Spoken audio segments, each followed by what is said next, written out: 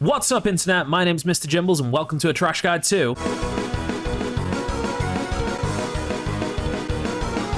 Zeraora. Across the Unite arena, there's one Pokemon that strikes fear into the hearts of squishy attackers everywhere. This mon combines all of the power of thunder and also the power of cats, making some sort of lightning feline that will appear in your lane, murder that poor Ralts that was just trying to farm, and disappear fast enough that you question if he was ever really there to begin with. True to the form of all cats, this aloof destruction machine only has two modes: chilled out, sleeping most of the time, nowhere near anyone that cares about him, and possessed by the spirit of Satan, desiring nothing but violence for literally no reason whatsoever. Zeraora is a melee speedster with so many tricks up his sleeve that in order to play him, you'll need a top hat and a rabbit, because every damn fool will be expecting you to perform at their kids' birthday parties once they see your sheer skill. What he lacks in defensive power, he makes up for in large amounts with the incredible damage, massive sustain, and maneuverability that is honestly unparalleled across the whole of the arena. Now you're ready to bring the thunder, let's talk about the best items to fuel your rampage across the enemy team. Scope lens for that spicy critical hit rate. Your basic attacks deal a nice chunk of damage, and you attack often enough that in a fight, you'll probably be critting a fair few times over the duration. Razor Claw for extra crowd control, attack damage, and critical hit rate. Your cooldowns are relatively low. That means you can get off the spicy Razor Claw bonus damage and slow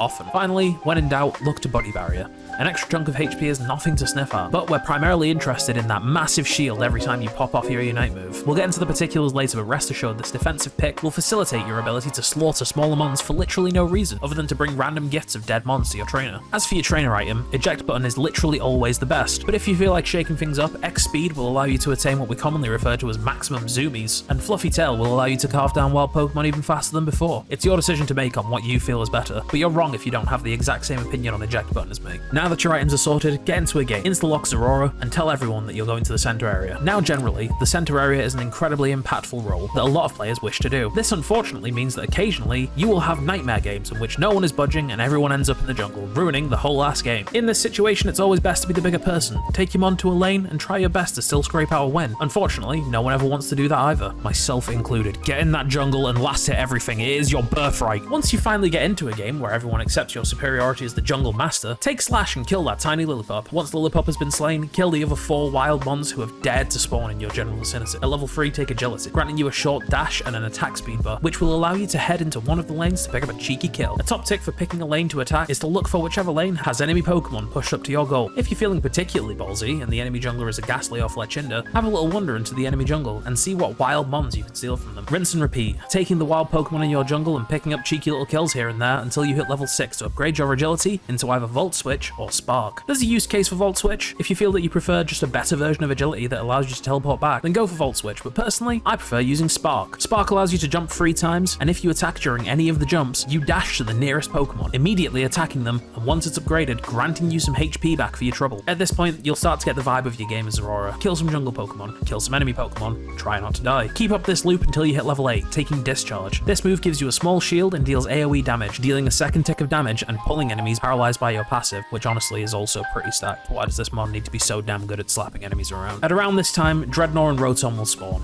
Prioritize Dreadnought over Rotom. The benefit to the whole team for Dreadnought is too massive to ignore, granting EXP and shields, which will allow your Meow Mix fueled rampage to snowball out of control. At this point, your job as the jungler is to control the flow of battle around the objectives. Find enemies having the audacity to hang out on their own and slaughter them for their insolence, and set up your allies to dunk fat points whenever they have the opportunity. At level 9, you gain your Unite move, Plasma Gale. This meaty move deals damage to opponents in an area around your target and knocks them up, leaving a plasma zone on the floor. As long as you are in that plasma zone, you deal increased damage and have a higher attack range. This combined with Body Barrier will turn around fights that aren't going your way with relative ease, allowing you to go from Garfield to Lion-O and kill any mons that dare to hang out in your newly marked territory. Now you're fully geared up on catnip, ready to tear up the whole house with purely destructive energy, let's get into some advanced techniques. Technique the first, the hit and run. Your shocking mobility, no pun intended, allows you to assassinate enemy mons with an incredible efficiency. Using your R move, you can dash into an area, kill the weakest or squishiest mon there is, and get the heck out of there before anyone else has even noticed what's going on. This works even better when you are using Volt Tackle, as recasting Volt Tackle within a few seconds after the initial cast returns you to your origin position. Technique the second, Cyberbullying. You have high damage in the early game. This allows you to attack enemy mons without really being punished. Use this strong early game to pick a late game Pokemon on the enemy team and do all that you can to repeatedly kill them, making their late game come as late as physically possible. That's it, that's the tip. Bully a member of the enemy team and ruin their whole damn day. Now you're ready to go, So get out there and inflict your life-ruining potential upon anyone that would dare to boot up this free Pokemon game wanting to have a good time. If you enjoyed this video and want to support the channel further, please consider subscribing. A low percentage of the viewership of this channel is subscribed, and YouTube does not do a lot to help smaller content creators. In any case, if you want to learn to play other Pokemon the trash and therefore correct way, please consider checking out our other guides just here. Peace!